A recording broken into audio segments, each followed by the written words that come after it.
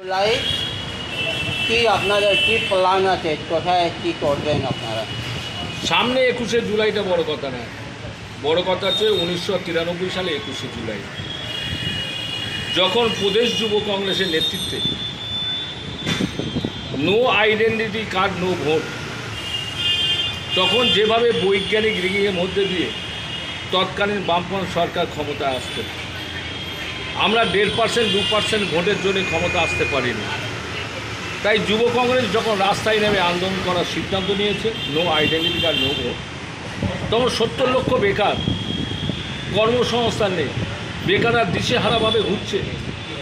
বেকারদের চাকরির দাবিতে উগ্ন শিল্পগুলোকে বন্ধ, সচল করার পরিকল্পনায় 56,000 কলকারখানা বন্ধ পশ্চিমবাংলায়, নতুন কোনো শিল্প নেই। সেই উগ্ন শিল্প সচল করা এবং নতুন শিল্প তৈরির দাবিতে, এবং সাথে সাথে বড়লোকের ছেলেমেয়েরা ইংলিশ মিডিয়াম স্কুলে পড়বে আর গরিব ঘরের ছেলেমেয়েরা ইংরেজি পড়তে পারবে না। তাই আমাদের কংগ্রেসের পক্ষ থেকে দাবি ছিল যে প্রাথমিক স্তর থেকে ইংরেজি চালু করতে হবে। এই সকল দাবি নিয়ে যখন আমরা 21শে জুলাই মহাকরণ অভিযানের ডাক দিয়েছি, আমাদের যে সংখ্যক মানুষ, বাংলার মানুষ যুব কংগ্রেসের পতাকার তলায় দাঁড়িয়ে বা যেভাবে মানুষ রাস্তায় নেমে পড়েছিল, তৎকালীন পুলিশের ঊর্ধ্বতন কর্তৃপক্ষ মনীশ গুপ্তর নির্দেশে এই মুভমেন্টটাকে থামানোর জন্যে বা রোখার জন্যে শত শত হাজার হাজার মানুষের উপর গুলি নিক্ষেপ করা হয়েছে। অনেকে বুকে আছে, প্রমাণ আছে, বুকের মধ্যে এখনও পর্যন্ত গুলির ছটা এখনও পর্যন্ত বেঁধে আছে। আমার বারুইপুরে একটা যুবক আছে, আসছে 45-50 বছরে পা দিয়েছে যুবক, তার পেছনে পাচার মাংসটা 1 থেকে 1.5 কেজি মাংস তুলে নিয়েছে পুলিশের গুলিতে।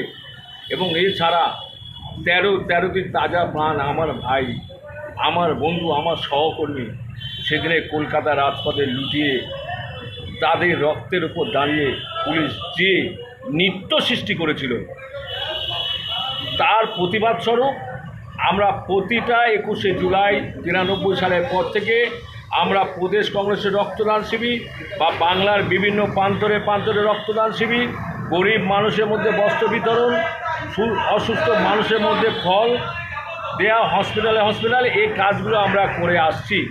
কিন্তু বর্তমানে পশ্চিমবঙ্গ প্রদেশ কংগ্রেস কমিটি বলিষ্ঠ সভাপতি, এটা অস্বীকার করার জায়গা নেই, যে মানুষটা সাগর থেকে পাহাড় পর্যন্ত দৌড়ে চলেছে, সেই শুভঙ্কর সরকারের নির্দেশে এবং প্রাক্তন প্রদেশ যুব কংগ্রেসের সভাপতি অমিতাভ চক্রবর্তীর তত্ত্বাবধানে আসন্ন 21শে জুলাই শহীদ মিনার চলো যে যুব কংগ্রেস ডাক দিয়েছে, সেই যুব কংগ্রেসের ডাকে শহীদ তর্পণের মধ্যে দিয়ে, যেখানে লাখো লাখো কংগ্রেস কর্মীরা, মানবপ্রেমী, মানব দরদী, জাতীয়তাবাদী মানুষ ফুলের পাপড়ি হিসাবে তারা উপস্থিত হবে এবং সেই শহীদদের তর্পণ করবে।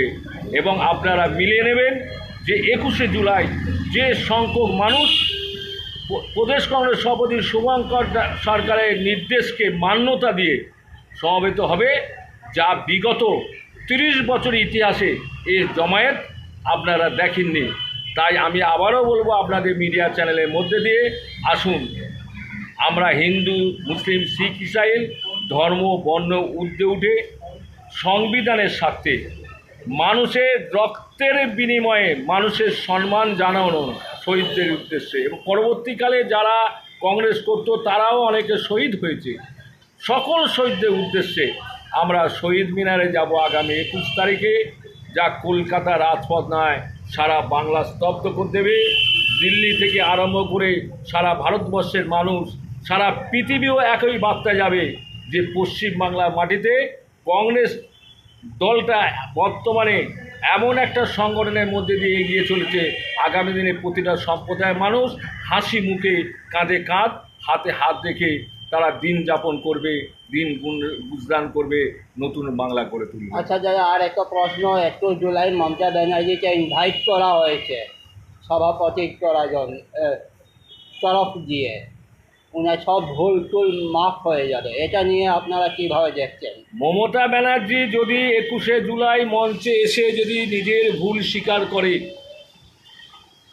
যে না বিগত দিনে আমার ভুল হয়েছে, যুব কংগ্রেসটা কংগ্রেসের সংগঠন, তৃণমূল কংগ্রেস তখন জন্ম নেয়নি, অর্থাৎ আমি আমার সংগঠনের স্বার্থে আমার নিজের স্বার্থ চরিতার্থ করার জন্যে আমি বাংলার মানুষকে ব্ল্যাকমেলিং করে 21শে জুলাইটাকে আমরা হাইজ্যাক করে নিয়েছিলাম।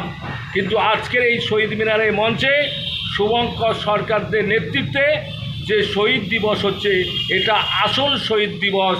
সুতরাং আমি বিগত দিনে যা ক্ষমা করেছি, যা ভুল করেছি, আমাকে ক্ষমা করুন, মাফ করে দিন, আমাদের সেক্ষেত্রে কোনো আপত্তি থাকবে না। Thank you. আপনার নামটা যে? আমার নাম আব্দুল রহমান মোল্লা, আমি প্রদেশ কংগ্রেস কমিটির বর্তমান সম্পাদক।